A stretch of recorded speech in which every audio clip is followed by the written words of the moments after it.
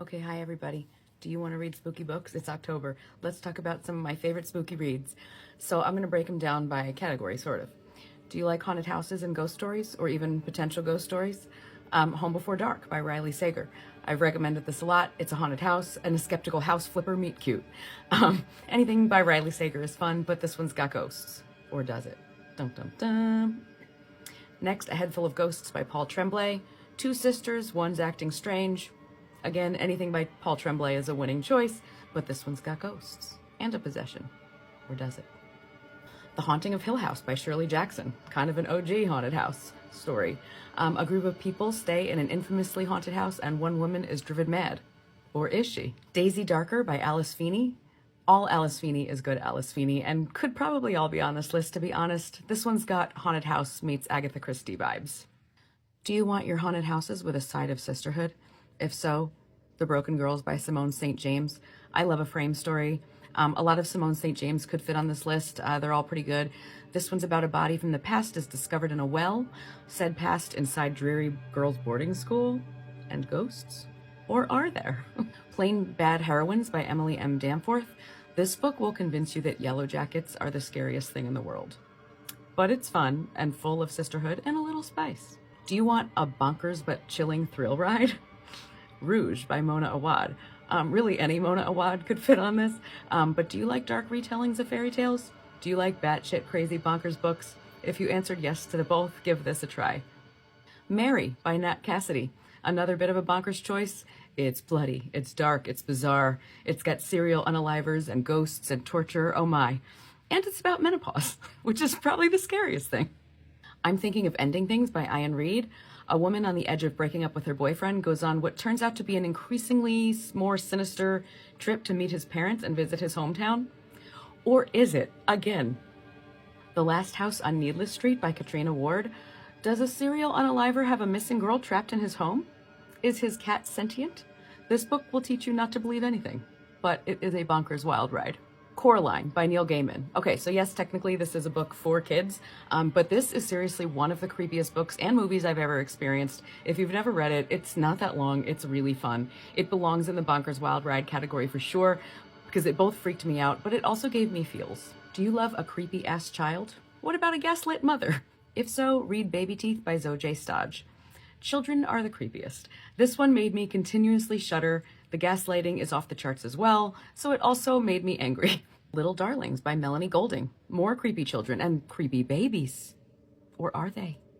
Also more gaslighting. Also creepy water witch. Or is she? The Push by Ashley Audrain. Yet another creepy child and yet another gaslit mother. Who is truly the bad guy of this book? Don't you just love books like that? Nestlings by Nat Cassidy. A creepy baby. A claustrophobic, old, mysterious New York City apartment building. A gaslit mother dealing with postpartum, marriage issues, a problematic baby, and, of course, ableism from her wheelchair. Shudder. Oof, lots of fun. The Turn of the Screw by Henry James. Two creepy children. Two potential ghosts. One nanny being driven to distraction. Or is she? Is any of it really? Do you like ambiguity? Because this one could win the award. Do you love a good mental institution thriller? If so, read The Patient by Jasper DeWitt. You can and will finish this in one setting. Grim mental hospital, check. Scary patient, check. Ambiguous reality, check and check. The Silent Patient by Alex Michaelides. Similar to the last one I discussed, this one is a straight creeper with a twist I did not see coming. Do not let people on Book Talk tell you that the twist was predictable, because it wasn't. Okay, it wasn't, and it's good. Don't read the other Alex Michaelides books, but this one is good. Don't let people tell you it isn't. Do you like some period OG thrillers?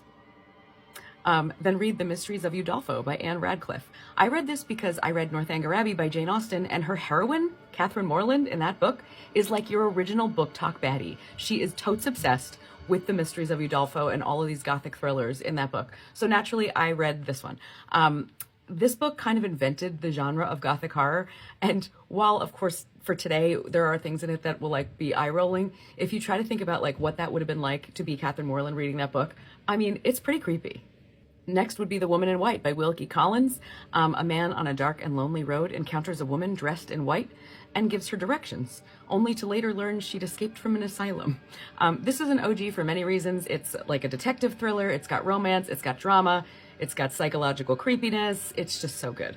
I feel like I also need to mention And Then There Were None by Agatha Christie. This one doesn't really fit horror. It is a thriller, but it's not really horror because there's no ghosts and no supernatural stuff. But people are freaking scary. And this book makes you not trust anyone. And I remember the feels of feeling scared the whole time I was reading this. Okay, so you didn't think I'd let you out of here without one Hermione, did you? A Certain Slant of Light, One Bed to Rule Them All. Guys, this book straight gave me chills more than any book I've read in a very long time. Hermione Granger is seeing dead people, and not just seeing them, but they're like all up on her. Oh, shudder.